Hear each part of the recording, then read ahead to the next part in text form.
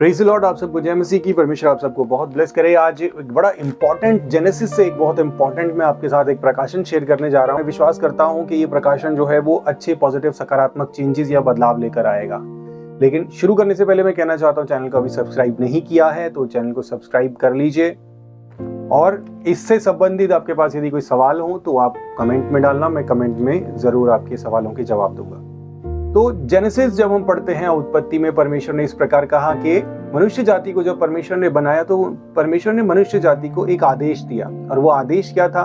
और परमेश्वर की इच्छा भी थी कि फूलो फलो और पृथ्वी में फैल जाओ, फूलो फलो पृथ्वी में फैल जाओ, बी फ्रूटफुल एंड मल्टीप्लाई।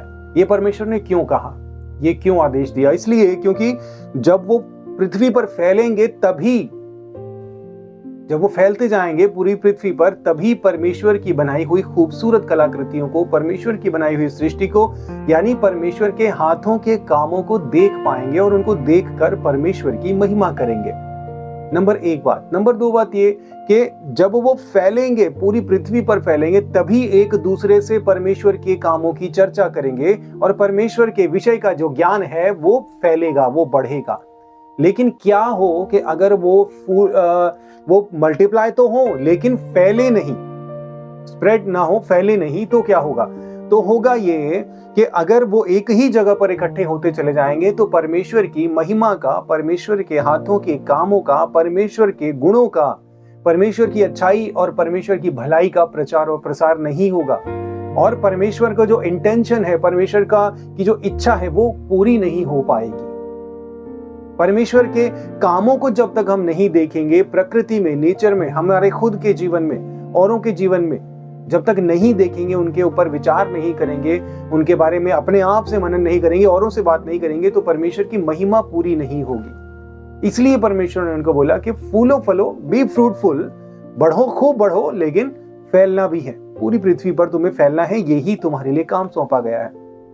ये काम जो है मनुष्य जाति के लिए था।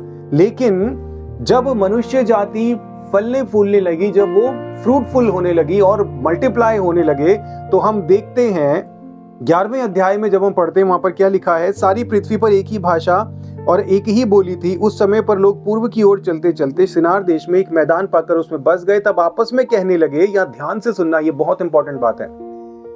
आपस में कहने लगे, आओ हम ईंटें बनाकर भली भांति आकर पकाएं। आपस में विचार विमर्श क्या कर रहे हैं? डिस्कशन एक दूसरे से क्या चल रहा है, मंशा एक दूसरे की क्या विचार की जा रही है।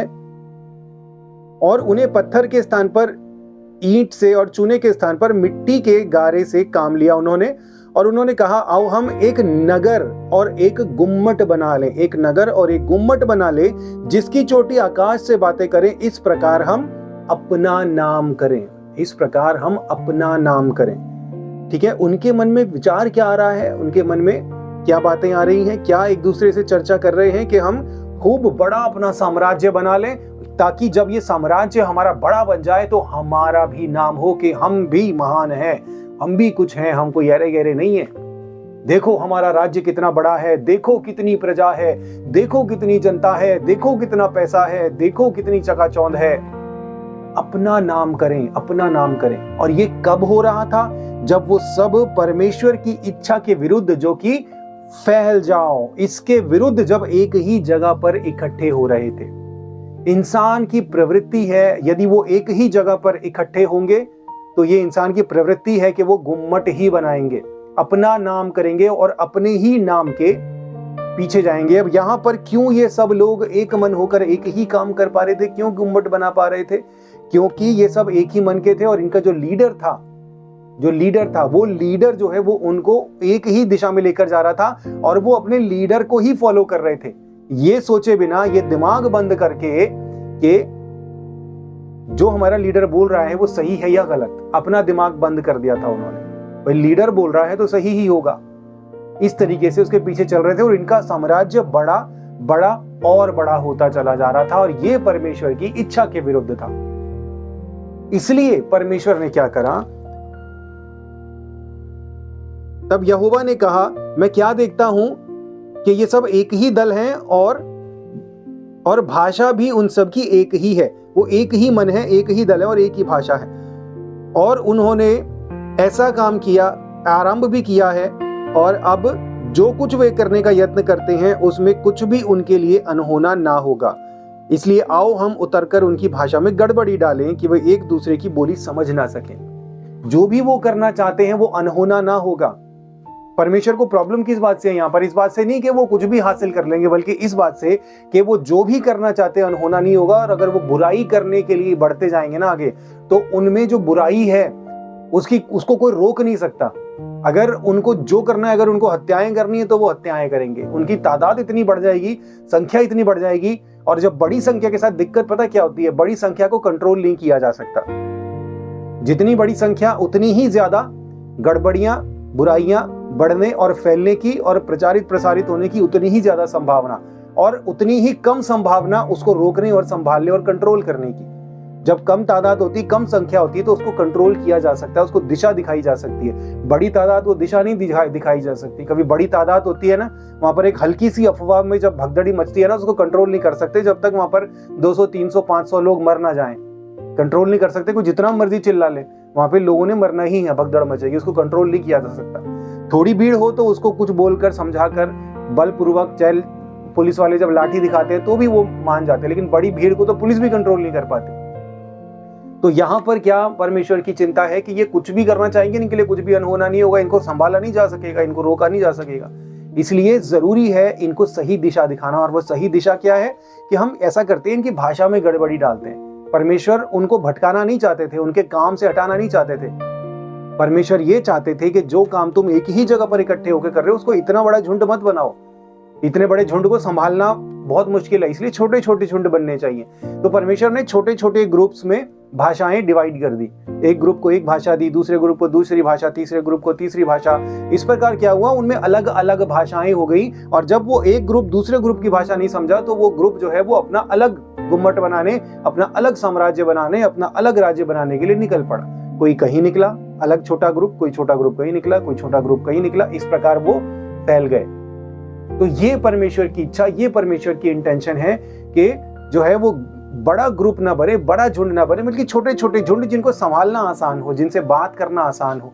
अगर कुछ गड़बड़ी आ भी जाए तो उस गड़बड़ी को करेक्ट करना आसान हो। बड़ा झुंड जो है वो कभी भी ना तो सही तरीका है इस दुनिया में भी, स्पिरिचुअली भी, न सिर्फ विश्वासियों के लिए बल्कि नॉन बिलीवर्स के लिए भी। वो जो बाबाइज्म में जब झुंड बहुत बड़ा हो जाता है ना, तो बाबा गलत बोले सही बोले, वो हमेशा सही है। ठीक है, तो यहां पर यही हो रहा था। और एक कमाल की बात अब आपको बताने जा रहा हूं। आज यही जो है वो चर्चेज में हो रहा है, आज यही कलीसियाओं में हो रहा है। आज लोग जो है वो अपनी चर्च बड़ी से बड़ी करने के लिए, डबल मेगा चर्च बनाने के लिए भीड़ पे भीड़ इकट्ठी करते जा रहे हैं, जो कि कभी परमेश्वर की इच्छा नहीं थी, जो कि बिब्लिकल चर्च कल्चर नहीं है, जो कि बिब्लिकल पैटर्न नहीं है। दरअसल कभी भी चर्च जो है वो बड़ी होनी ही नहीं चाहिए। चर्च छोटे छोटे झुंड होने चाहिए, इतने झुंड के जहां पर लोगों से पर्सनली इंटरेक्ट किया जा सके, बात किया जा सके, लोगों की बात उनको बताई जा सके, उनकी बात सुनी जा सके, समझाई जा सके, उनको सवालों के जवाब दिए जा सके। छोटे झुंड होने चाहिए। लेकिन ये जो बात है यहाँ पर, ये क्या करना चाहते थे कि हम अपना नाम करें। आज यही पास्टर्स कर रहे हैं, आज यही चर्चेस कर रहे हैं, ये सोचे बिना कि जितनी भीड़ आप इकट्ठी कर रहे हो वो भीड़ आपसे संभाली नहीं जाएगी। आप उस भीड़ को जवाब नहीं दे सकते, आप उस भीड़ की किसी भी तरीके से कंट्रोल नहीं कर सकते कि वो भीड़ जो है वो 100% सही रहे। मैं आज आपको एक बात बताऊं, और लिखित में गारंटी में ये बात डंके की चोट पर दावे के साथ बोल रहा हूँ। जितने भी बड़े चर्च, चाहे मैं नाम लेके बोलता हूँ, चाहे वो प्रॉफिट बजिंदर है, चाहे वो अंकुर नरूला है, चाहे वो साउथ की मेगा चर्चेस हैं, चाहे वो XYZ कोई भी चर्च है, जो भी जहां पर भी बड़ी तादाद में लोग इकट्ठे होते हैं, बाहर से वो जितनी ही आपको ब्लेस्ड लगती है ना, आप उसके अंदर जाकर जिस दिन देखोगे ना, अंदर जाके देखना, आपको उतनी ही गड़बड़ियां मिलेंगी उसके अंदर, और भयानक गड़बड़ियां मिलेंगी। पर बात यह है कि हम जो बाहर से देखते हैं, हम उसी को चकाचौंध देखते हैं, भीड़ देखते हैं, हमें देखता है बस लगता है बस यही सही है, जबकि ऐसा नहीं है।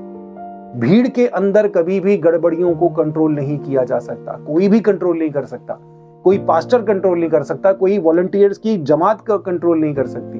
भीड़ में गड़बड़ियां भी होंगी, गलत शिक्षाएं भी होंगी, गलत चीजें भी होंगी, सब कुछ होगा और होगा ही होगा। तो इसका हल क्या है?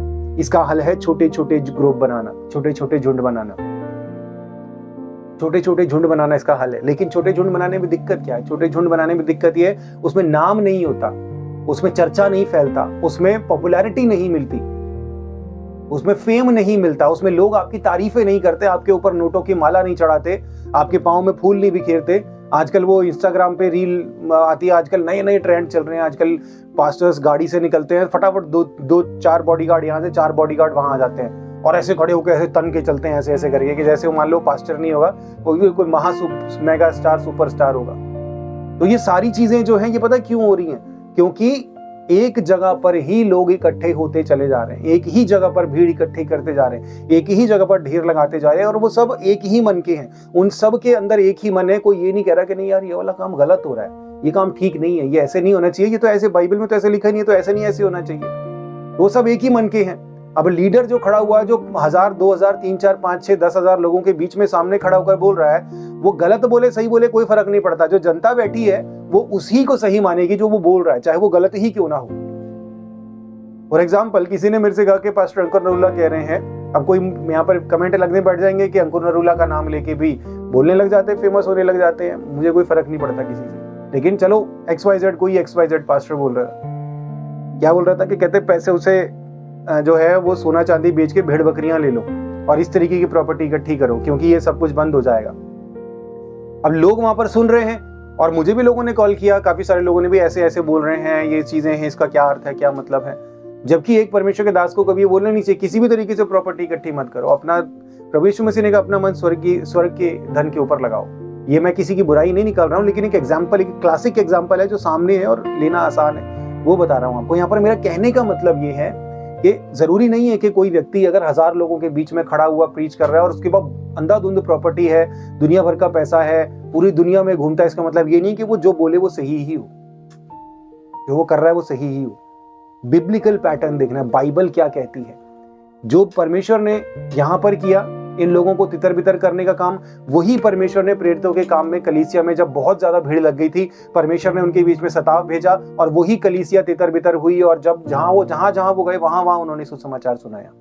तो ये कभी भी परमेश्वर का इंटेंशन है ही नहीं कि लोग एक जगह पर इकट्ठे हों। अगर उस समय पर लोगों ने उनको तितर बितर किया इसलिए कि वो जितना ज्यादा फैलेंगे परमेश्वर की जानकारी उतनी ज्यादा बढ़ेगी, उसी मंशा से परमेश्वर ने यहाँ पर इनको फैलाया, प्रेरितों के काम की बड़ी झुंड को तोड़ा, और उसी मंशा से परमेश्वर चाहते हैं कि छोटे छोटे झुंड बने और उस झुंड में से लोग तैयार हों। एक चर्च जो है ना, वो लाइफ टाइम जाने की जगह नहीं है, जहां पर एक इंसान के बोल, जब बड़े गर्व से बोलते गए जी तुम कितने साल से इस चर्च में जा रहे हो, कह दिया मैं तो 15 साल हो गए, मैं तो 20 साल हो गए। चर्च में आप कभी 15-20 साल तक रह ही नहीं सकते। अगर आपको 6 साल 7 साल एक चर्च में हो गए हैं तो आपको गुरु लेवल पर हो जाना चाहिए, आपको एक लीडर होना चाहिए। जरूरी नहीं कि आप पास्टर ही हो। आप लीडर होने का मतलब सिर्फ पास्टर या अपोस्टल या ये सब तो ऐसी नाम है जो आज की दुनिया में फेमस किए गए हैं। इन सब नामों से कोई फर्क नहीं पड़ता। मुझे कोई बोलेगा तुमने क्यों लगाया, मैंने इसलिए लगाया क्योंकि मुझे परमेश्वर के दास ने फास्टिंग प्रेयर के दौरान, बाइबल ट्रेनिंग के दौरान ये ओहदा दिया था। मुझे फर्क नहीं पड़ता मेरे नाम के आगे क्या लगता है, मुझे इस बात से कोई फर्क पड़ता ही नहीं है, लेकिन मुझे तब दिया गया था। मैंने इस करके इस बात को संभाले रखा, इसको संभाले रखा कि ऐसा अगर मैं ना करूं तो जो ओहदा मुझे दिया गया उसका निरादर करने वाला ना ठहरूं। अदरवाइज मुझे काम से फर्क पड़ता है, मुझे इससे फर्क नहीं पड़ता मेरे नाम के आगे टाइटल क्या लगा हुआ है। तो कोई व्यक्ति लीडर होने का मतलब ये नहीं है कि वो कोई उसके आगे नाम के टाइटल ही लगाया जाए। लीडर होने का मतलब ये है कि आप लोगों को गाइड करना जानते हो, उनकी अगुवाई करना जानते हो, उनका मार्गदर्शन करना जानते हो, उनके लिए प्रेयर करना जानते हो, उनको बाइबल से डीप कॉन्सेप्ट समझाना जानते हो। ये है लीडरशिप का मतलब। और ये काम आप सिर्फ पास्टर होकर नहीं, आप एक लीडर होकर भी, एक अच्छे लीडर होकर भी कर सकते हो। आज ये जो चर्च कल्चर चल रहा है ना कि बोलते तुम कौन सी चर्च से हो जी, मैं तो फलां चर्च से हूँ, तुम कौन सी चर्च के मेंबर हो, मैं तो फलां चर्च का मेंबर हूँ। ये बिब्लिकल कॉन्सेप्ट नहीं है, ये तो कैथोलिक कॉन्सेप्ट है जो उसने कॉन्स्टेंटीन ने चलाया था। ये तब से वही चला आ रहा है और लोग बस वही फॉलो करते जा रहे हैं। दरअसल एक लीडर वो है जो जहां पर चला जाए वहीं पर चर्च तैयार हो जाती है। अगर बीइंग अ लीडर, अगर मैं किसी घर में इकट्ठा हो गया और वहां पर बैठकर 4 लोग इकट्ठे हुए और उनके बीच में परमेश्वर के वचन से बातें होने लगी तो वही चर्च बन गई है।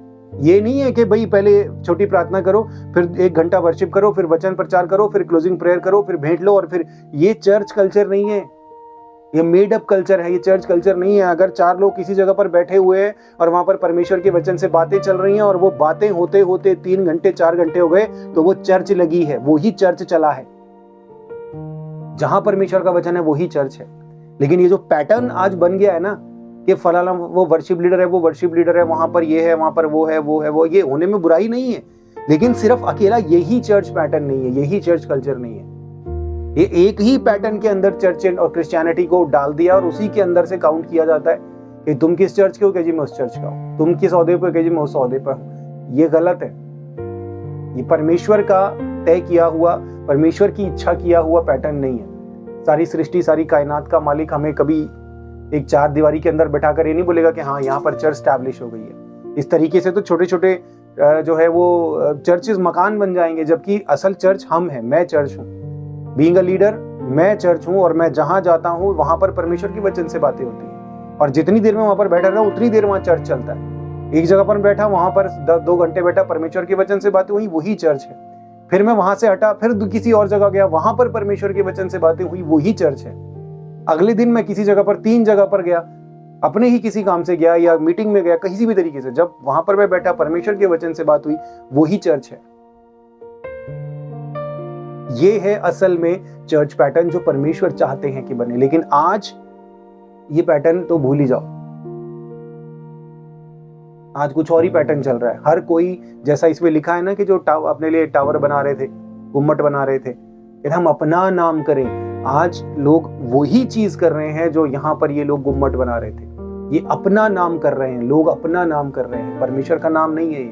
बेशक वो स्टेज पे खड़े होकर परमेश्वर का वचन प्रचार करते हैं, बेशक वहां पर 2-2, 3-3, 4-4 घंटे वर्शिप आराधना होती है, फिर भी वहां पर परमेश्वर की इच्छा पूरी नहीं हुई है। क्योंकि एक व्यक्ति यहां बैठा है जो आगे बैठा है, और एक व्यक्ति बैठा है वो आधा किलोमीटर पीछे। वो आधा किलोमीटर पीछे बैठा हुआ व्यक्ति यदि कुछ कहना चाहता है, अपने दिल की बात रखना चाहता है, किससे बोलेगा वो? उसके पास कोई सवाल है बाइबल से, किससे पूछेगा वो? कोई भी नहीं है पूछने वाला, बताने वाला, क्योंकि एक ही व्यक्ति हीरो बना हुआ है और उस व्यक्ति के अलावा कोई और है नहीं जिसके पास नॉलेज है, ज्ञान है।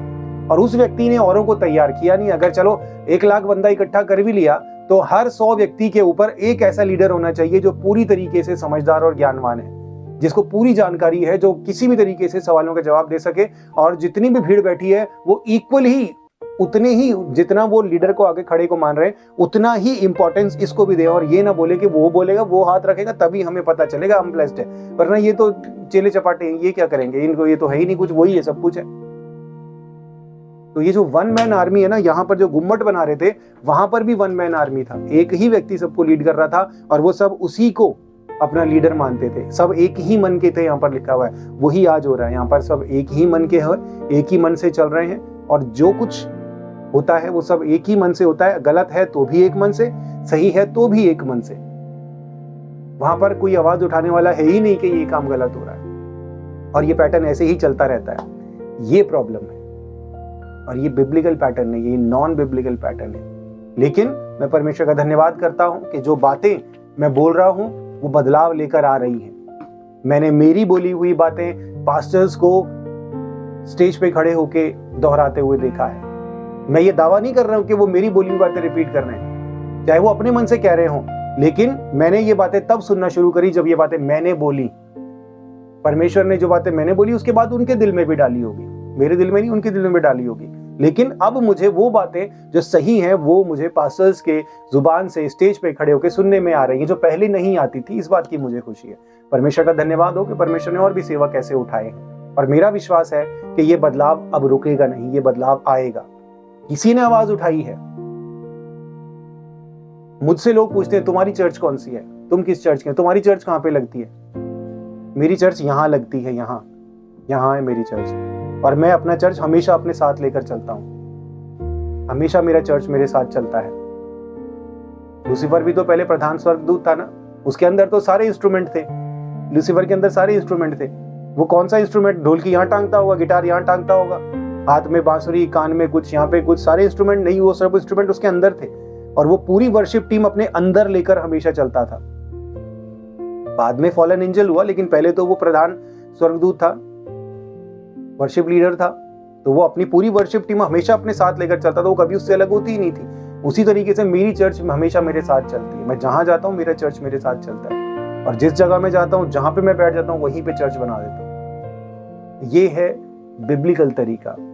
लेकिन जो आज आप देख रहे हो, ये बिब्लिकल तरीका नहीं, ये कैथोलिक तरीका, कॉन्स्टेंटीन का कैथोलिक तरीका। मैं यहाँ पर कैथोलिक्स को जो है वो कम नहीं आंक रहा हूँ। यहाँ पर कैथोलिक्स जो है वो बहुत अच्छे मेरे जानकार हैं, मुझसे बहुत अच्छे तरीके से जुड़े हुए हैं और बहुत प्रेम रखता हूं मैं उनसे। यहाँ पर मैं कैथलिक्स को गलत नहीं बोल रहा हूँ, लेकिन गड़बड़ियां चाहे वो कैथलिक्स हो, चाहे वो प्रोटेस्टेंट्स हो, चाहे वो कोई भी डिनोमिनेशन हो, सभी जगह पर गड़बड़ियां भी हैं, अच्छे लोग भी हैं, गड़बड़ी करने वाले भी सब तरीके के लोग हैं। लेकिन एक पैटर्न जो नॉन बिब्लिकल पैटर्न जो कॉन्स्टेंटीन के द्वारा चलाया गया था, जो गड़बड़ियां कराई गई थी, वो गड़बड़ियां आज भी चल रही हैं और सिर्फ कैथलिक उसमें नहीं, नॉन कैथलिक में भी सब जगह पर वो गड़बड़ियां हैं। और वैसे भी जो तो ये मैं बात बता रहा हूँ, ये तो मैं नॉन कैथलिक चर्चेस की ही बता रहा हूँ, प्रोटेस्टेंट चर्च, पेंटिकॉस्टल चर्चेस की बता रहा हूँ। लेकिन जो भी हो, बदलाव आ रहा है। परमेश्वर का धन्यवाद हो कि बदलाव आ रहा है। और जो विश्वासी मेरी बात को सुन रहे हैं ना, मैं आपको बता रहा हूं, अगर आपको ऐसा लगता है कि मैं जो बोल रहा हूं वो सही है और बाइबल के अनुसार है, तो आपकी जिम्मेदारी बनती है इसके खिलाफ आवाज उठाना, इसके खिलाफ आवाज उठाना। अगर हर कोई ये सोचेगा कि नहीं हम अकेले क्या कर सकते हैं, हर कोई ये सोचेगा, तो कभी बदलाव नहीं आएगा। लेकिन अगर आपको लगता है कि मैं जो बोल रहा हूँ वो सही है और आपने इस बात को सही पकड़ा है, तो आप इसके बारे में बात करना शुरू कीजिए, और आप बात करना शुरू कीजिए और भी बात करेंगे, और इस तरीके से बदलाव आएगा और बदलाव आता हुआ दिखेगा।